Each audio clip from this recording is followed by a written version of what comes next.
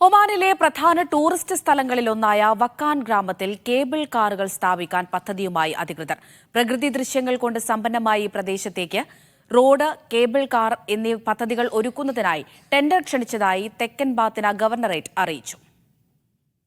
Urban engineering consultancy, civil engineering, architecture, project management തുടങ്ങിയവയിൽ വൈദഗ്ധ്യമുള്ള കമ്പനികളിൽ നിന്നാണ് ടെൻഡർ ക്ഷണിച്ചിരിക്കുന്നത്. ഈ വർഷത്തിന് തുടക്കത്തിൽ നടന്ന മന്ത്രിസഭാ യോഗത്തിൽ വക്കാൻ ഗ്രാമത്തിന്റെ വികസനത്തിന് സമയപരിധി നിശ്ചയിക്കാൻ സുൽത്താൻ ഹൈത്തം ബിൻ താരിഖ് നിർദ്ദേശം നൽകിയിരുന്നു. ഇതേ തുടർന്ന് മന്ത്രിമാർ അടക്കമുള്ള പ്രതിനിധി സംഘം സ്ഥലം സന്ദർശിക്കുകയും വികസന കാര്യങ്ങളുമായി ബന്ധപ്പെട്ട ഗ്രാമത്തിലെ അധികൃതരുമായി സംസാരിക്കുകയും ചെയ്തിരുന്നു. 32,000 വിനോദസഞ്ചാരികളാണ് കഴിഞ്ഞ വർഷം വക്കാനിലെത്തിയത്.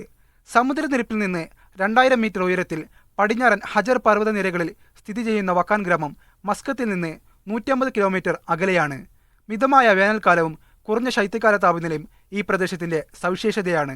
പുതിയ പദ്ധതിയിലൂടെ ഗ്രാമത്തിന്റെ മുഴുവൻ സാധ്യതകളും പ്രയോജനപ്പെടുത്തി മുൻനിര ടൂറിസ്റ്റ് കേന്ദ്രങ്ങളിൽ ഒന്നാകാനാണ് വക്കാൻ ഒരുങ്ങുന്നത്.